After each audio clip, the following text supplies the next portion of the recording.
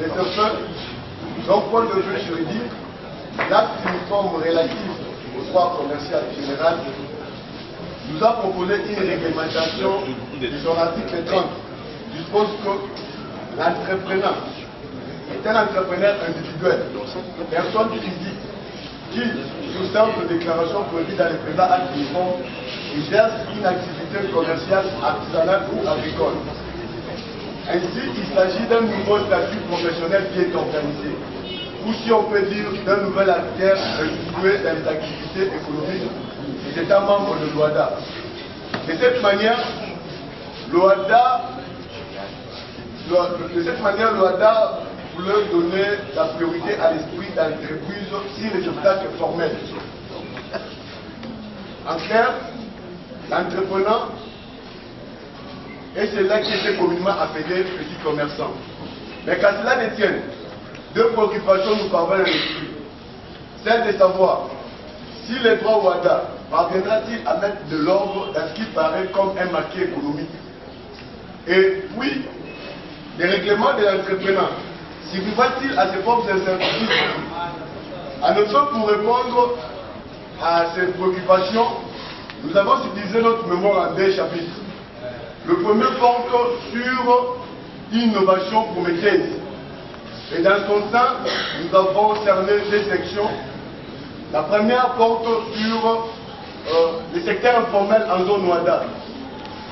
Bien sûr qu'il y a une richesse à appréhender.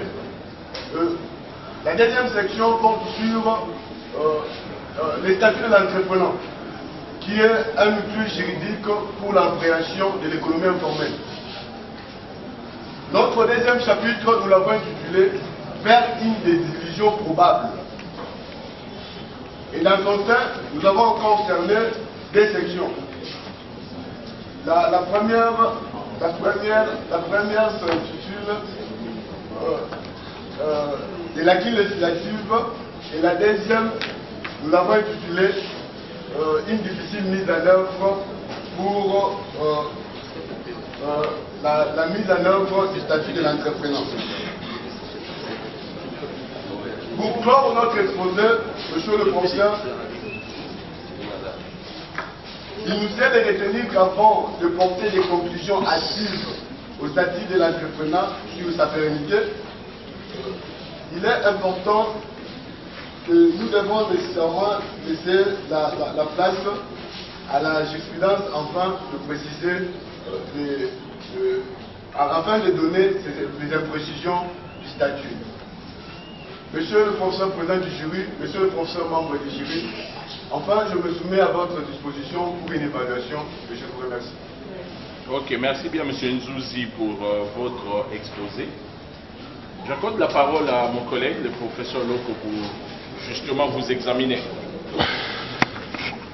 Oui, monsieur le président, comme je le disais tout à l'heure, je suis frappé par l'originalité du travail de l'étudiant. Pas vraiment l'originalité du travail, mais les intitulés des chapitres. Chapitre 1, une innovation prometteuse. Chapitre 2,